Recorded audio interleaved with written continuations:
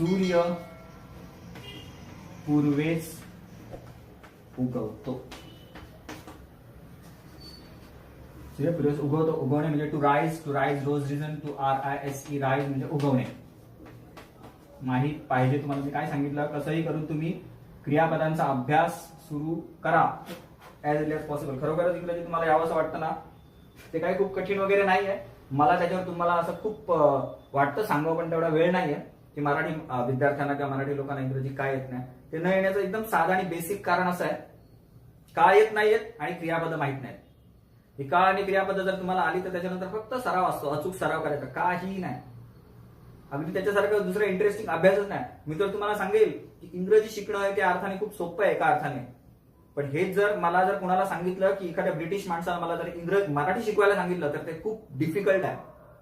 काय कसं ते तुम्ही इंग्लिशचा क्लायमॅक्स गाठा तुम्हाला कळेल. ते खरोखर मराठी दुसऱ्याला शिकवणं, इंग्रजी ज्याला पर्टिक्युलरली येतं त्याला इट्स डिफिकल्ट. उलट इंग्रजी भाषा खूप सोपी आहे, आपण खूप सहज शिकू शकतो ती, त्याचे काही बेसिक फंडामेंटल्स आपले क्लिअर असले तर. पाहिजे चलो let's come to the point. So सूर्य पूर्वेस उगवतो.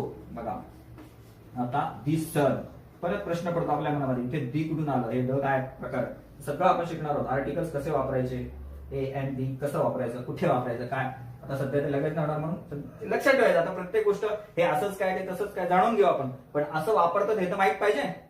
ओके, ते करेक्ट लक्षात येतं. दिस सन, आता उगवणे, राईज, टू राईज म्हणजे उगवणे. आता सन कशामध्ये गेला, नपुसकलिंगमध्ये गेला, ते करते. आता सूर्याला आपण ते म्हणत नाही, तो म्हणतो, तो उगवतो अशा पद्धतीने पुल्लिंगी असल्यासारखा, परंतु व्याकरणाच्या दृष्टीने ते तेच आहे. म्हणजे ते काय झालं, it does. Okay, so this sun राईजचं काय रायझेस. दिस सन रायझेस. पूर्वेसाठी कुठला शब्द वापरतात, इन दी ईस्ट म्हणजे पूर्व. बघा, सूर्य पूर्वेस उगवतो. This sun rises in the east असं बोलायचं परत परत. This sun rises in the east, this sun rises. आता तुम्ही घरामध्ये आता समजा तुम्ही नोट डाऊन केला, तुम्ही खरोखर सिरियस स्टुडंट असाल तर हे तुम्ही नोट डाऊन करताय. मी असं गृहीत धरून चालवलं की तुम्ही नोट डाऊन केलाय आणि तुम्ही तुमच्या घरामध्ये तुम्ही बसलेला आहात, कोणी टीव्ही बघताय, कोणी मोबाईलवर काय करताय, तुम्ही हे लिहिलं आणि तुम्ही एकटेच बोलताय, this sun rises in the east, this sun rises in the east, this sun rises in the east. पुढचं असेल समजा this sun sets in the west, this sun sets in the west. कारण तुम्ही असं बोला this sun rises in the east, ह्याचा तुम्ही कधी सराव केलाय का, कधीच नाही केलेला. मग तुम्ही आता पहिल्यांदा तुम्हाला ते करावं लागेल ना, ते बोलल्याशिवाय तुमच्या जिभेला ते वळण येईल. त्यामुळे कोणीतरी माझ्याकडे बघतंय आणि कोणीतरी मला हसतंय वगैरे असं ज्याला वाटतं त्याला इंग्रजी कधीच येत नाही. तुमच्या ओळखीतील कोणी पण एक चांगला जर वक्ता असेल, मराठी हिंदी इंग्रजी तिन्ही भाषांमधील कुठला एखादा चांगला वक्ता असेल, त्याची जाऊन वैयक्तिक भेट घ्या, त्यांना विनंती करा आणि त्यांना विचारा की तुम्ही तुमचं वक्तृत्व तुम्ही कसं सुधारलं. ते तुम्हाला नक्की सांगतील की त्यांनी एकांतामध्ये खूप सराव केलेला असतो. असं सहज अचानक कुणाला काहीच येत नसतं. कितीही मोठा वक्ता असू दे, तो त्याचं जे काय म्हणतात त्याला वक्तृत्व कौशल्य आहे ते एका दिवसामध्ये विकसित झालेलं नसतं. त्याने त्याच्यावर खूप सारा वेळ दिलेला असतो. वेळ दिलेला असतो म्हणजे अशा पद्धतीने परत परत परत परत बोलून बोलून बोलून बोलून ती फ्लुएन्सी आलेली असते. तर आपल्याला नुसतं माहित असून चालणार नाही, तुम्हाला बोलावं लागेल. लक्षात घ्या, मी काय म्हणतो त्याच्याकडे व्यवस्थित लक्ष द्या. हे this sun rises in the east मनातल्या मनात वाचून सोडून दिलं नाही, आपल्याला बोलायचंय. आपल्या जिभेला वळण कसं लागणार. Okay, so this sun rises in the east. आता सूर्य पश्चिमेस मावळतो. सूर्य पश्चिमेस मावळतो. सूर्य म्हणजे दिस सन. आता मावळण्यासाठी कुठलं क्रियापद आहे, टू सेट म्हणजे मावळणे. टू सेट म्हणजे मावळणे. आता याच्यामध्ये बघा, सेट हे असं क्रियापद आहे ज्याची तिन्ही रूप सेमच आहेत. To set, set, set. इकडे मात्र to rise, rose, ROSE rose, आणि रिझन RISEN असं आहे ते. म्हणून तुम्हाला क्रियापदाचे तीन रूप मी परत परत सांगतोय, कंठरावाने तुम्हाला सांगतोय, क्रियापदांकडे दुर्लक्ष करू नका. आणि मी तुम्हाला अगदी मनापासून सांगेल, तुम्ही भूल थापांना अजिबात बळी पडू नका. 15 दिवसात शिका आणि एका महिन्यात शिका आणि 2 महिन्यात नाही. तुम्ही 6 महिने काय, मी म्हणतो वर्षभर जरी सलग अभ्यास केला तरी पण तुम्हाला काय ते सहज इतक्या लवकर येणार नाही. म्हणजे निश्चितपणे तुमच्या इंग्रजीमध्ये सुधारणा होईल 2, 4, 5, 6 महिन्यामध्ये तुम्ही सलग कराल तर. आणि एका वर्षामध्ये बरीचशी होईल. पण त्याचा अर्थ असा अजिबात नाही की तुम्ही एका वर्षानंतर सुद्धा खूप एक्सपर्ट लेवलला इंग्लिश बोलत असं नाही. जर तुम्ही नियमितपणे अभ्यास केला तर बोलत सुद्धा सांगू शकत नाही, परंतु नियमितपणे अभ्यास करणं हे अपरिहार्य आहे. भूल थापांना बळी पडू नका. एक व्यक्ती एक वाक्य मराठीत बोलणार, दुसरी व्यक्ती ते वाक्य इंग्लिशमध्ये ट्रान्सलेट करणार. मला म्हणजे हे कसं शक्य आहे. तुम्हाला एक खूप डीप मध्ये जाऊन अभ्यास करावा लागतो. कारण जेव्हा तुम्ही बोलता तेव्हा एक वाक्य बोलत नाही, लक्षात घ्या. ते आपण आता तुम्हाला मी जास्त काही शिकवलं नाही म्हणून मी एक एक वाक्य घेतोय.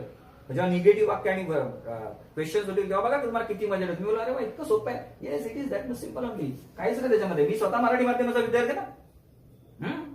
मग काय तर जर मी बोलू शकतो तर मग कोणीही बोलू शकतो. काय त्याच्यामध्ये होय. असो. पूर्व सूर्य पश्चिमेस मावळतो. दिसन मावळण्यासाठी कुठे क्रियापद टू सेट. दिसन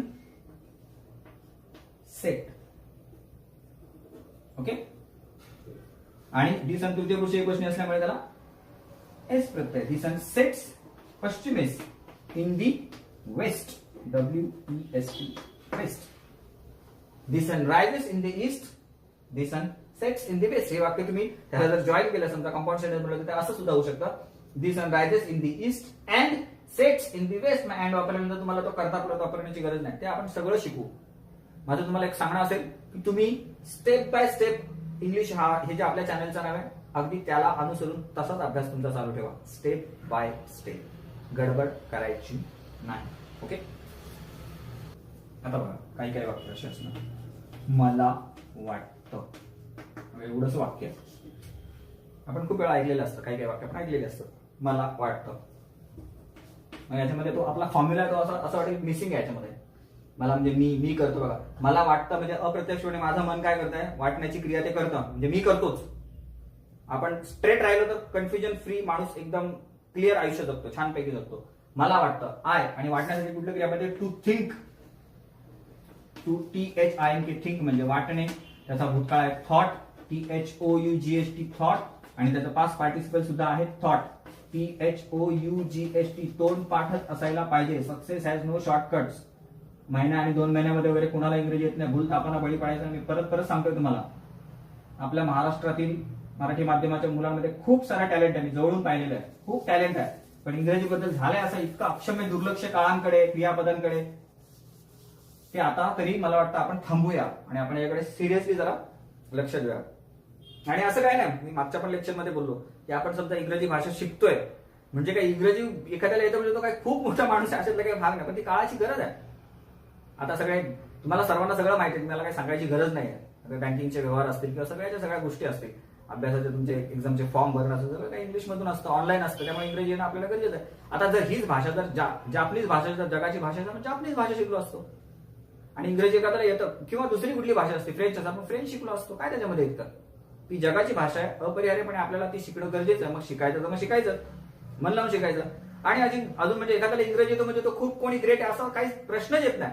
आता लंडनमध्ये काय लंडन इंग्लंड अमेरिकेमध्ये तिकडे फ्लुएंट इंग्लिश बोलणारे चोर नाही आहेत का. चुकीची कृत्य करणारी माणसं नाही आहेत का. प्रश्नच येत नाही. तो मुद्दाच नाही. आपल्याला इंग्रजी शिकायचंय ते आपलं कर्तव्य म्हणून. आणि जर कर्तव्य म्हणून करायचं एखादी गोष्ट तर मनापासूनच करायची. So let's go ahead. मला वाटतं एकदम सिंपल बघा केवढंसं वाक्य होतं ते. I think. मला वाटतं. आता मला असं वाटतं बघा. मला असं वाटतं. मग असं साठी काय होतं आय थिंक. THINK think. असं साठी सो.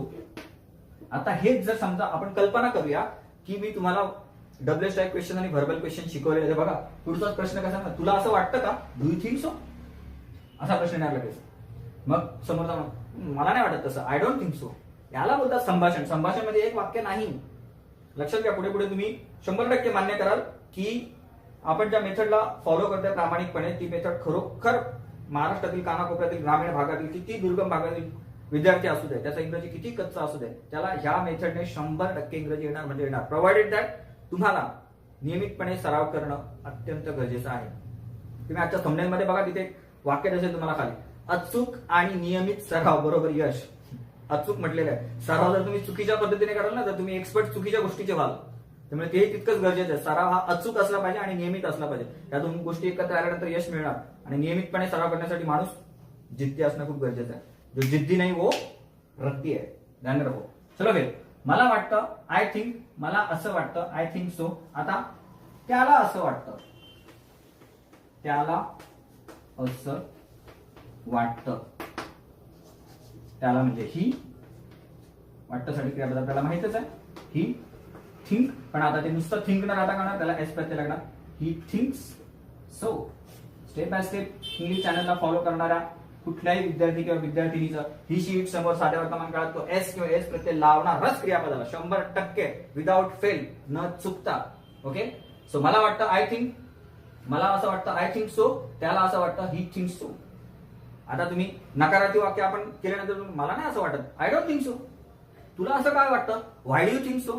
मग तुला असं का नाही वाटत, व्हाय डोंट यू थिंक सो. तुला असं वाटत नाही का, डोंट यू थिंक सो. तुला असं वाटतं, डू यू थिंक सो. खूप मजेशीर आहे ते. एकदा आलं ना तुम्हाला, तुम्ही बोलायला इतकं सोपं आहे, आपण उगाच त्याला कठीण पकडून चाललेलो, पण ते त्या पद्धतीने आपल्याला शिकावं लागेल. ओके, आमची शाळा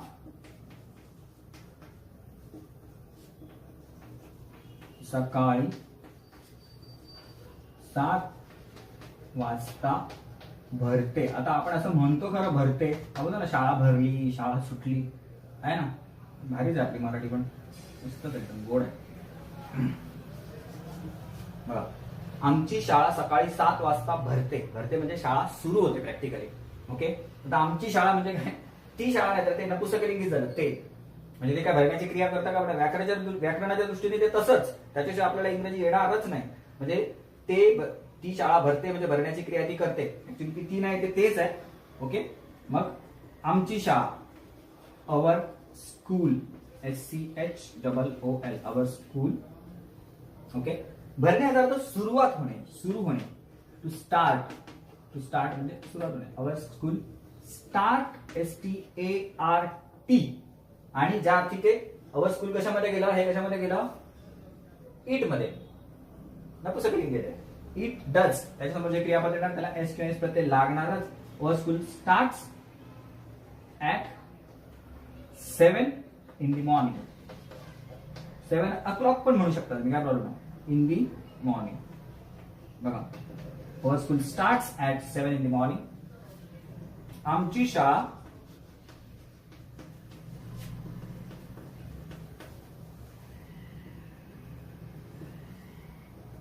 दुपारी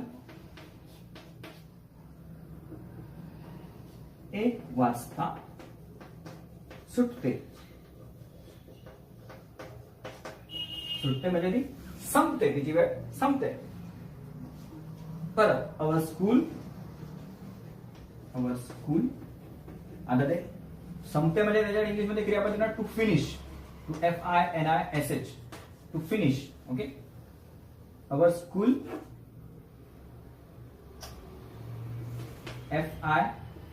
FINISH.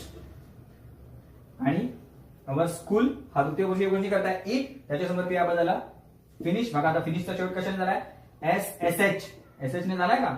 आता इकडे लागणार क्रियापदाला ES प्रत्यय. बघा, ज्यांनी पहिल्यांदा चॅनल स्विच केला असेल त्यांनी मागे जा. SES प्रत्ययाचा नेम अगदी स्टेप बाय स्टेप इंग्लिश चॅनलवर आपण अत्यंत स्टेप बाय स्टेप शिकतोय, अगदी प्रामाणिकपणे, एक सुद्धा मुद्दा न सोडता. त्यामुळे तुम्हाला काहीच कन्फ्युजन बाळगण्याचं कारण येत नाही. काही असे मुद्दे आहेत की जे सगळेच्या सगळे इथे स्पष्ट होऊ शकत नाही लगेच, जसं इथे एन का आला, तिकडे द का आलं, वगैरे वगैरे. ते सुद्धा आपण भविष्यात सगळं काही सिस्टमॅटिकली शिकणार. आता तुमच्या समोर जे आहे, मी जास्तीत जास्त होता होईल तेवढी साधी आणि सोपी पद्धती तुमच्या समोर मांडतो. ओके, सो हे फक्त करा तुम्ही, तुम्हाला बाकी काही करायचं नाही. ह्याच वाक्याचा परत परत अभ्यास करा. Our school starts at 7 in the morning. Our school finishes at 1 in the afternoon. दुपारी, AFTERNOON. बघा, our school starts at 7 in the morning. आमची शाळा सकाळी 7 वाजता भरते. Our school starts at 7 in the morning. आमची शाळा दुपारी 1 वाजता सुटते. Our school finishes at 1 in the afternoon. Our school finishes. बघा, तो SH असल्यामुळे इकडे ES आला. एकदम प्रॉपरली लक्षात ठेवायचं.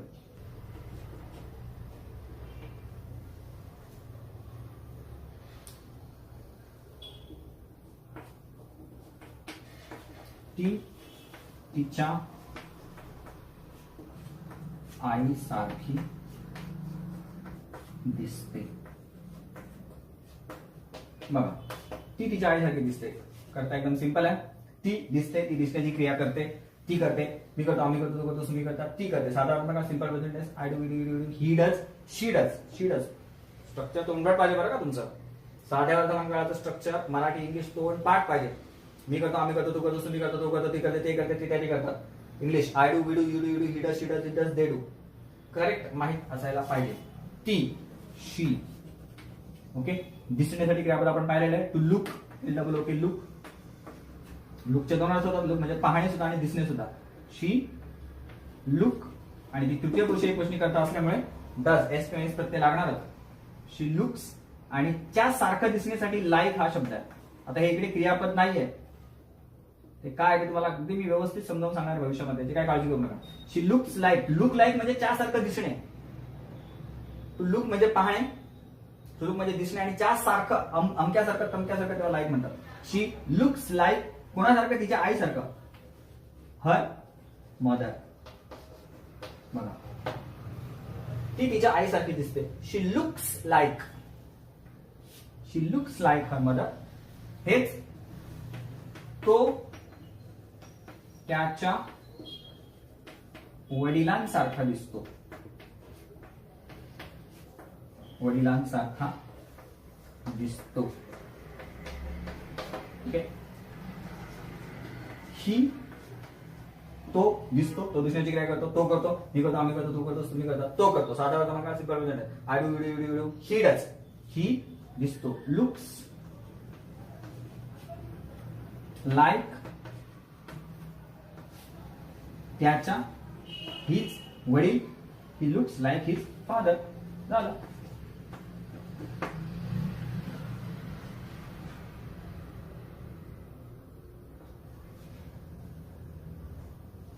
Okay. So she looks like her mother, ती तिच्या आईसारखी दिसते. He looks like his father. So आपण ह्या वाक्यांना जसं आपलं निगेटिव्ह सेंटेन्सेस होतील, जसं आता बघा, ती कोणासारखी दिसते किंवा तो त्याच्या वडिलांसारखा दिसतो का, ती तिच्या आईसारखी दिसते का, असे वेगवेगळ्या प्रकारचे जे प्रश्न आहेत त्यांना ते प्रश्न कसे विचारले जातात किंवा काय, ते सगळं जेव्हा तुम्हाला येईल ना तेव्हा तुम्हाला एवढी गंमत वाटेल. तुम्हाला वाटेल खूप सोपं आहे आणि ऍक्च्युली ते सोपंच आहे. खरोखर त्याच्यामध्ये काहीच असं कठीण वगैरे नाहीये. बघा, ही बस नागपूरला जाते. बघा, आता ही बस हा करता आहे. ही बस, ठीक आहे. जाते म्हणजे जाणे. टू गो क्रियापद मिळाला आपल्याला. टू गो म्हणजे जाणे. ओके. बघा, आता ही बस म्हणजे धिस बस. आता ही बस नागपूरला जाते. धिस बस, ती जाते, जाण्याची क्रिया करते. सिंपल प्रेझेंट टेन्स ऍक्च्युअली ते तीन आहे, ते आहे नपुंसकलिंगी, पण आपण म्हणताना तिला स्त्रीलिंगी म्हणतो. त्याचा उल्लेख कसा करतो. It does. धिस बस जाण्यासाठी क्रियापद आहे गो. त्याला शेवट ओ ने झालाय, SSSCH ओ ने झालाय तेव्हा ES लागणार. Goes. This bus goes to Nagpur. नागपूरचा N कॅपिटल. आता हीच आपली जर निगेटिव्ह सेंटेन्स झालेली असेल तर त्याच्यानंतर आपण जेव्हा सराव करू तो खास असेल एकदम, तेव्हा खूप मजा येईल. ही बस नागपूरला जाते. मग ही बस समजा कोल्हापूरला जात नाही. This bus doesn't go to Kolhapur. ही बस मुंबईला जात नाही. This bus doesn't go to Mumbai. ही बस नाशिकला जात नाही. This bus doesn't go to, म्हणजे असं ते फक्त सिटीचं नाव बदलेल, शहराचं नाव बदलेल. आपण मागे मला वाटतं वाक्य पाहिलं असेल, this road goes to Pune or something like that. लक्षात येतो तुमच्या. So this bus goes to Nagpur. ही बस नागपूरला जाते. हे कसं येतं, काय येतं, हे सगळं आपल्याला कळायलाच पाहिजे. आणि ते कळाल्यानंतर मात्र तुम्ही त्याच्याकडे दुर्लक्ष करणे ह्याच्यापेक्षा जास्त दुसरं काही रॉंग असू शकत नाही.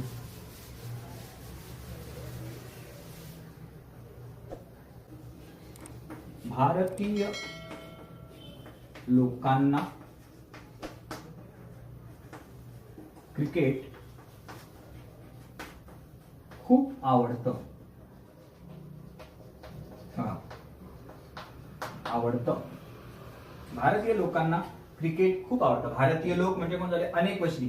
ते भारतीय लोक. दे डू, सरळ मी करतो, आम्ही करतो, ते त्यांना आवडतं म्हणजे ते आवडण्याची क्रिया करतात व्याकरणाच्या दृष्टीने. ते करतात. साधा वर्तमान काळ, simple present. I do, you do, he does, it does, they do. He does, it does, it does, they do. भारतीय लोक म्हणजे कोण, इंडियन. इंडियन पीपल, पीई, पीपलचं स्पेलिंग बघा, PEOPLE, इंडियन पीपल, आवडतं. आता आवडणे हे क्रियापद, क्रियापद कुठलं? To like. Indian people like, LIKE, like. काय आवडतं त्यांना?